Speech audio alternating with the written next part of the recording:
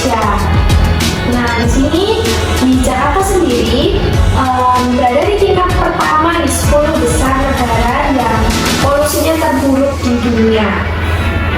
Info ini tuh aku dapat dari AQI yang tercatat indeks kualitas udara di Jakarta itu pada 14 Juni 2023 ada di angka 160 dan itu termasuk kategori yang tidak sehat. Nah, menurut Peggy Arisandi, aktivis lingkungan dan Direktur Evaluasi Observation and Wildlife Conservation atau ECONOM.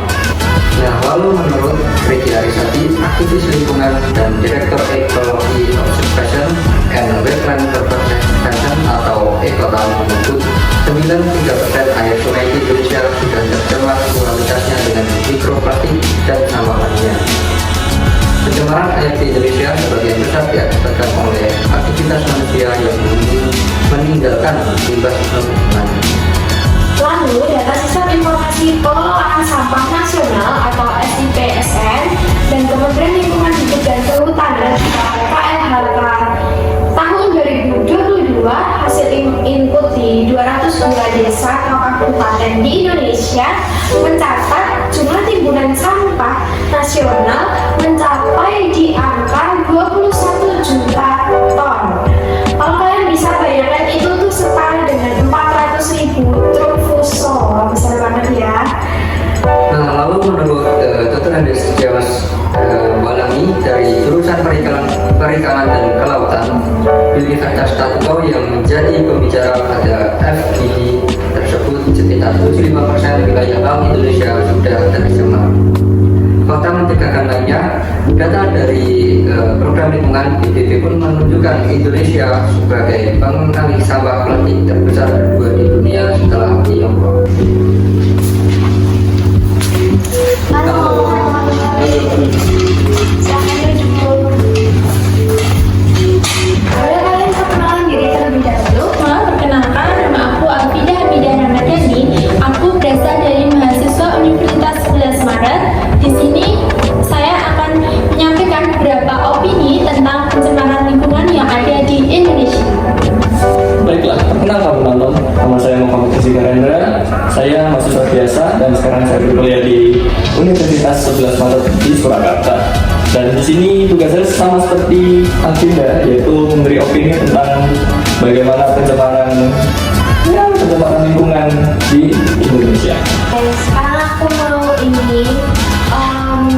Kalian udah tahu kan permasalahan pencemaran lingkungan di Indonesia itu udah parah banget. Aku udah search di berbagai berita, di berbagai web, dan itu tuh ternyata Indonesia tuh termasuk di peringkat atas di pencemaran lingkungan. Oke, aku mau tanya ke Karindra terlebih dahulu. Pendapatmu itu gimana tentang penggunaan plastik sekali pakai yang kita tuh udah ketergantungan gitu terhadap sampah plastik itu. Nah, bagaimana kita itu bisa lepas dari bahan-bahan tersebut? Sebelumnya di sini dari perspektif saya sendiri ya, untuk lepas sepenuhnya dari plastik sekali pakai itu untuk sekarang masih susah karena banyak dari industri-industri itu masih menggunakan plastik sekali pakai itu. Tetapi dari industri itu sendiri juga itu melakukan agar plastik sekali pakai itu bisa didaur ulang.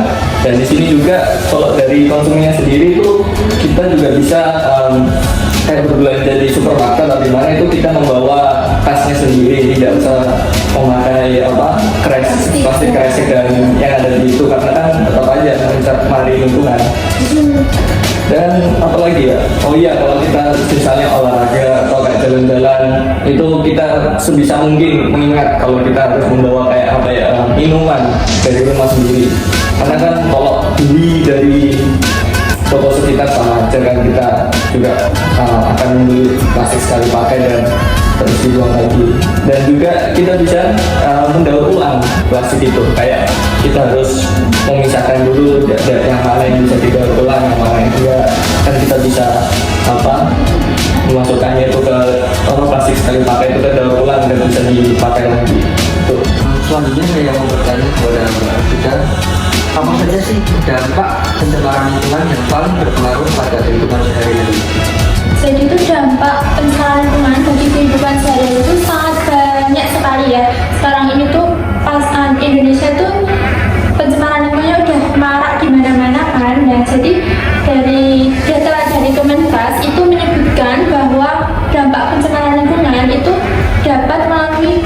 berbagai aspek, contohnya seperti kesehatan, ekonomi, terus sosial, dan lain sebagainya. Di kesehatan itu contohnya seperti gangguan pernafasan ya, kan pencemaran lingkungan itu pasti menyebabkan kesehatan kan, yang pastinya. Nah, yang kesehatan ini contohnya seperti penyakit pernafasan kayak pneumonia, terus asma dan lain-lain. Itu kan disebabkan karena polusi udara yang marak di mana-mana. Dan di kesehatan ini nggak cuma pernafasan aja yang diserang, tapi juga pencernaan khususnya kayak diare, muntah-ber, kayak gitu kan disebabkan karena air sungai itu yang sudah tercemar sampah yang susah didaur ulang. Lanjut, menurut kamu gimana pendidikan tentang lingkungan itu dapat ditingkatkan di sekolah untuk memotivasi remaja supaya itu lebih peduli terhadap lingkungan di sekitarnya? Pendidikan di sekolah ya untuk lingkungan. Jadi para siswa atau para siswa itu kita nggak bisa langsung guru itu harus melakukannya juga, itu harus Memberi contoh gitu ya? yang memberi contoh praktek kepada siswa dan siswinya ya. Terus juga para siswa-siswinya juga harus di saat istirahat itu juga harus dalam bahasa dipraktekkan secara langsung gitu, biar para siswa-siswi itu tahu gitu loh. Jadi kebiasaan gitu ya? Iya, dari kebiasaan baik untuk para siswa itu. Jadi selanjutnya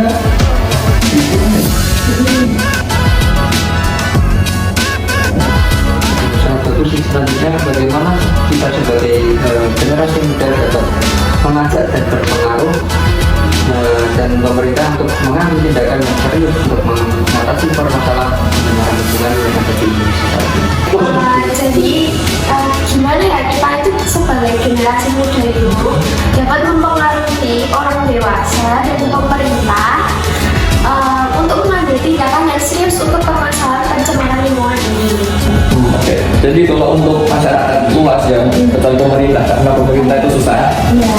Untuk masyarakat luas kita bisa kayak mengadakan sosialisasi ya, atau ya gambarnya kita dalam satu kampung kita dikumpulkan untuk memberikan ilmu tentang bagaimana cara memilah sampah, terus cara untuk tidak membuang sampah di sungai nanti akibatnya apa, karena kan untuk orang-orang dewasa saat ini kan sangat kurang ya akan kepedulian terhadap lingkungan sekitar ya. Jadi ya itulah yang pertama. Yang kedua itu kita bisa melakukan program daur ulang juga bisa guna, terus membuang sampah pada tempatnya juga ya, di depan sudah ada tempat sampah yang nanti bisa diambil oleh para petugas biar bisa dibuang ke tempat yang tempat pembuangan sementara ya, nanti seperti itulah. Kalau untuk pemerintah sendiri ini gimana ya, itu susah itu biar para pemerintahnya yang tahu. Kalau kita juga bisa dengan cara demo juga bisa. Kita bisa demo, bisa demo lah, protes dan sebagainya, kampanye. Iya, benar ya. Bahayanya pencemaran sementara. Ya bisa juga ya untuk pemerintah seperti itulah. Jadi kalau untuk pemerintah ada effort sedikit gitulah. Lalu bagaimana kamu itu bisa memanfaatkan media sosial untuk dapat memperkuat mindset kamu tentang pencemaran lingkungan ini? Ya, jadi kan media sosial sekarang itu berkembang sangat pesat sekali ya. Khususnya kan teknologi sekarang itu canggih-canggih. Jadi kita sebagai generasi muda itu harus bisa memanfaatkan media sosial ini tuh dengan baik banget. Contohnya misalnya membagikan konten-konten tentang pencemaran lingkungan, bagaimana cara mengatasinya, terus berbagi edukasi kepada masyarakat lain. Kan sekarang tuh pasti semua punya HP ya, punya medsos kan. Nah, jadi tuh bisa kita buat konten, terus menyebarkan berita tentang pencemaran lingkungan, akan bahaya pencemaran lingkungan, kayak gitu. Jadi banyak banget sih konten yang bisa kita buat melalui media sosial agar lingkungan kita itu tetap terjaga. Ini untuk selanjutnya itu apa yang dapat dilakukan oleh generasi muda saat ini untuk dapat mengurangi jejak karbon kita dalam kehidupan sehari-hari. Untuk generasi muda saat ini kan sudah banyak kan orang-orang apa yang sudah bekerja berkuliah. Untuk menguranginya tuh pertama kita harus hemat listrik yang jelasnya, karena pembangkit listrik untuk di Indonesia itu masih sangat apa menggunakan apa Masih sangat batu bara ya, batu bara dan pokoknya energi yang bisa apa menimbulkan polusi yang sangat besar gitu ya kan. Jadi kita bisa menghemat listrik, terus kedua menghemat air juga, karena dengan menghemat air itu juga menghilangkan apa jejak karbon juga ya. Terus yang itu di sekitar rumah, kalau kita keluar kita bisa memakai transportasi umum ya, kayak apa kereta, bis dan juga gojek dan Grab juga bisa sih, karena termasuk apa transportasi umum.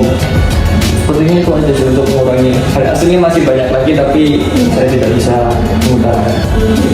Opini-opini tentang generasi muda saat ini itu udah terbuka luas, mindsetnya itu udah terbuka, dan kepedulian mereka tentang lingkungan itu udah benar-benar peduli gitu. Jadi mungkin kita bisa bergerak dari hal kecil, dari diri sendiri, termasuk seperti membuang sampah pada tempatnya, tidak memakai plastik sekali pakai, dan hal-hal kecil lainnya. Ini sebenarnya bisa menjadi contoh kecil bagi kita, masyarakat semuanya, terutama untuk generasi muda saat ini. ya. Kurangnya apa itu sosialisasi loh. Iya, sosialisasi, kurang edukasi, dan kebiasaan baiknya itu kurang banget. Jadi mungkin bisa mulai dari sekarang dibiasakan baik untuk menjaga lingkungan sekitar. Oke, terima kasih karena udah datang di podcast pada hari ini dan berbagi pemikiran dan mindset baru tentang kalian. Pemikiran kalian udah terbuka banget dan bagus-bagus banget. Terima kasih banyak karena hari ini sudah mau berbagi tentang pembahasan kita pada pagi hari ini. Sama-sama. Saya juga senang sekali bisa berbagi opini di sini ya, khususnya biar semua masyarakat itu tahu akan pentingnya menjaga lingkungan kita ini. Betul sekali. Dan juga untuk para pemuda-pemuda ini ya, jangan buang sampah sembarangan lah, tolonglah itu. Ya, betul. Apalagi buang sampah ke sungai dengan senyum gembira itu wah. Oke, terima kasih sekian dari podcast kami bersama rekan saya. Ya, dulu bisa. Kita pamit